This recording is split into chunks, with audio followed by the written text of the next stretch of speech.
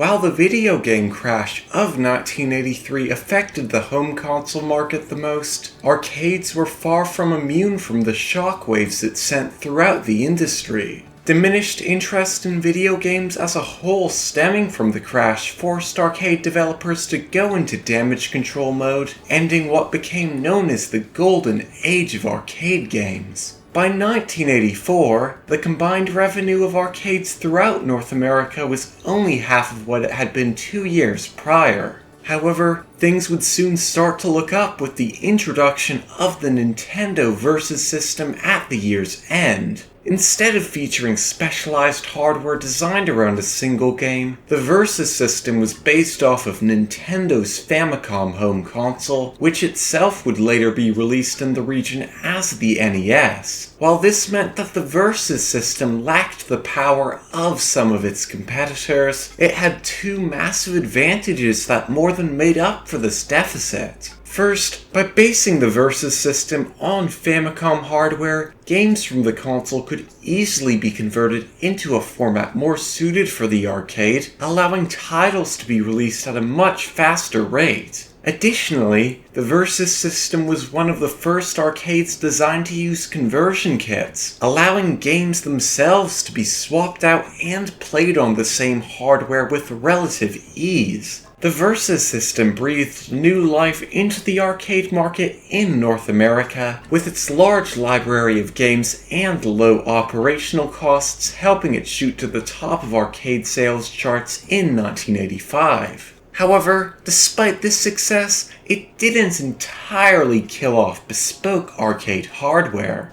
That same year, Sega would take full advantage of the benefits of unique hardware when developing Hang On. Back in 1981, the company had released Turbo, an arcade racer featuring seamlessly changing scenery throughout the game. However, despite being praised for its visuals at launch, it was quickly overshadowed by Namco's Pole Position, which had been the first video game to incorporate sprite scaling as well as 16-bit graphics. As a response, Sega would start development on their own 16-bit racing game, combining the graphics of Pole Position with the different environments found in Turbo. However, what really set their new game apart was how it was played. Instead of featuring traditional controls, players in Hang On would straddle a full motorcycle and tilt the bike in order to steer. This provided a level of immersion the likes of which had never been seen before, and despite early concerns about players being willing to control video games this way, the title would go on to become a smash hit.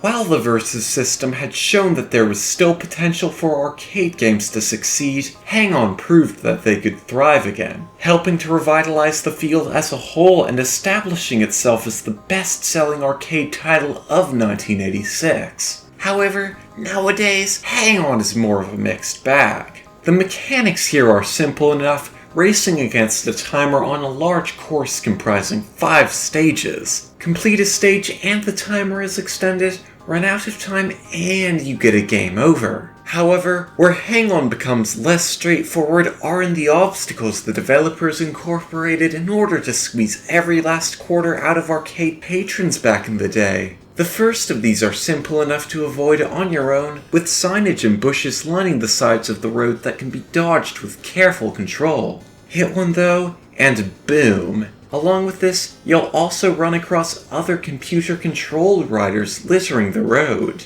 These are far slower than you, serving more as obstacles than opponents. At first, they're fairly evenly spaced out, allowing you to dodge them easily, but things don't stay that way for long, as they appear in greater and greater numbers. What's worse, they don't even stay in their lane or drive sensibly. I mean, look at this. Was this game secretly made as an anti-drunk driving PSA? This is ridiculous! Okay, I made it to stage 4, and I'm doing pretty well. As long as I stay away from other riders, everything should be